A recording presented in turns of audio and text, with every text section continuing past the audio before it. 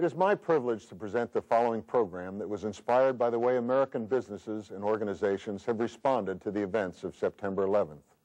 It's part of a special series produced by Heartbeat of America. Having served in the United States Navy for many years, I fully appreciate the important role small and middle-sized businesses play in the very fabric of our country, and I salute the professionals who lead these companies and thus keep America strong. They are the very backbone of our free enterprise system, and today on this program, you will meet the individuals behind one such organization. I'll be back later in the program to introduce the Keeping America Strong Award. And now, let's learn more about the organization we are honoring today. Today, the eyes and ears of the 21st century are focused on new developments, new technologies, new emerging companies. We're on the scene to bring it to you as it happens. We anchor from our new studios in Los Angeles and then go out all over America to get to the heart of the story. I'm Bert Tenzer. I'm Bella Shaw. I'm Doug Llewellyn.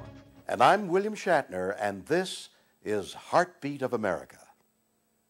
Since 2001, our television series has been featuring entrepreneurial companies that move our country and our economy forward.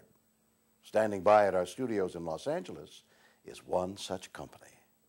And I'm Doug Llewellyn here in our Los Angeles studio with one such company, and let's meet them now. On my left is our guest, Dr. Wesley Weideman. He is the president of Weideman Associates, Inc., which is headquartered in Arlington, Virginia, in the vicinity of the District of Columbia, obviously.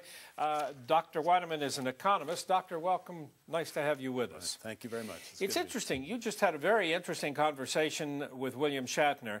Let's see a little portion of what it was you just said to him. Welcome.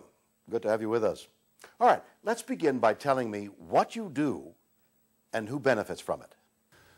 We work in international economic development. That's part of the foreign policy of defense, diplomacy, and development, and we work on the economic development end of the spectrum. Well, you're obviously successful, so what do you attribute your success to? Any particular philosophies or strategies? Oh, definitely. We have a philosophy of empowerment. That is, we harness the energy of the market to empower the poorest. And on our own staff level, we like to empower our staff so that they have the resources necessary to do an excellent job. That really works out well, just empowering people. Now, that's really very interesting. What you do sounds pretty fascinating. Let me ask you something. In this area, actually, who do you do this for? Who do you provide these services for? Well, actually, the majority of our services are provided for one of the U.S. government agencies, the Agency for International Development.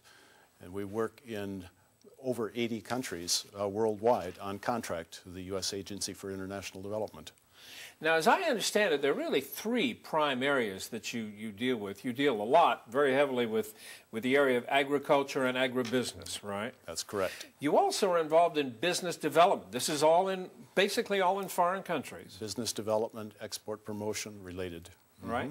And the monitoring and evaluation of programs. That's right. What are the lessons learned to put those into new programs? What are best practices? Now, this is where you are monitoring programs that have been set up and are being operated by other organizations. That's Am I correct. Right? And we go in and look at what lessons have been learned, what's working well, what's not working well, and make recommendations for improvement of those. Well, it's a pretty fascinating list of subjects you deal with.